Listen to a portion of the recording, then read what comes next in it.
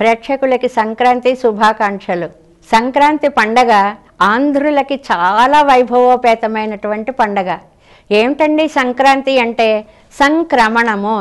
సూర్యుడు మకర రాశి నుంచి లోకి ప్రయాణం చేసేటువంటి సంక్రమించేటువంటి అత్యద్భుతమైన పవిత్రమైన కాలం కాబట్టి ఇది ఆధ్యాత్మికంగా తీసుకున్నప్పుడు మన పితృదేవతలందరికీ కూడా సంక్రమణ కాలంలో విడవవలసినటువంటి జలాలన్నిటినీ కూడా విడిచి వారికి కృతజ్ఞతలు చెప్పుకోవడము అనేటువంటిది ఆ సంక్రమణ పదంగా మనం ఒకటి చెప్పుకుంటాం. రెండవది సంక్రాంతి అని అనగానే సమ్యక్ క్రాంతి, అందమైనటువంటి ఒక కాంతి స్వరూపము అని.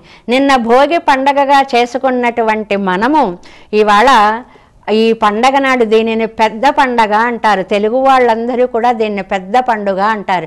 ఏమిటి దీని పెద్దరికము అంటే, మనిషి బ్రతకడానికి ఆహారం ముఖ్యం, ఆ ఆహారం ఇవ్వడానికి పశువులు ముఖ్యం. సంక్రాంతి పండగకి మనం పంటలన్నిటినీ కూడా తెచ్చుకొని మన ఇళ్లల్లో చక్కగా ప్రోది చేసుకుంటాం. పంటలు ఇళ్లకి వచ్చే పండగ సంక్రాంతి. అల్లుళ్ళను ఆహ్వానించి ఆనందపరిచే పండగ సంక్రాంతి. తర్వాత గంగిరెద్దుల వాళ్ళు అందరూ కూడా ఎద్దుల్ని తీసుకువచ్చి నాట్యమాడించి ఆనందపరిచి లాభాలు పొందే పండగ సంక్రాంతి.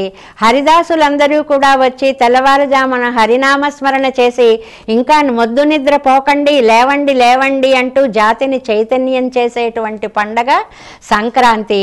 ఇన్ని రకములైనటువంటి ఉండగా లౌకికంగా వచ్చేసేటప్పటికి సంక్రాంతి అనగానే నేతి అరిసెలు చేసి తీరవలసినదే అంటారు. అది ప్రత్యేకమైనటువంటి ఒక పిండి వంటగా మన వాళ్ళందరూ కూడా చెప్పుకుంటారు. అంటే ఆ భోగానికి, ఈ ఆనందానుభవానికి ఈ పిండి వంటల పాత్ర ఎలా ఉంది అనేది కూడా లోకంలో మనం అందరం చూస్తూ ఉంటాము.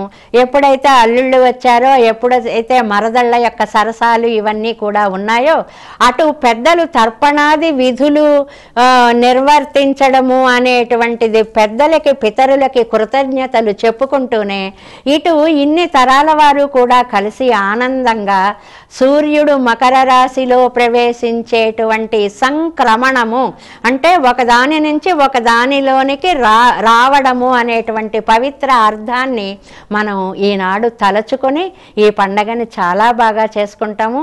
ఇది గోదాదేవి పూజతో ముడిపడినప్పుడు భోగి కళ్యాణం అయిపోయిన తర్వాత వచ్చే మొదటి పండగగా కూడా దీనికి ఒక వైశిష్ట్యం ఉంది. అలాంటి సంక్రాంతి పండగ నాడు మీరందరూ కూడా ఆనందానుభవంతో తులతూగాలని కోరుతూ సెలవు తీసుకుంటున్నాం.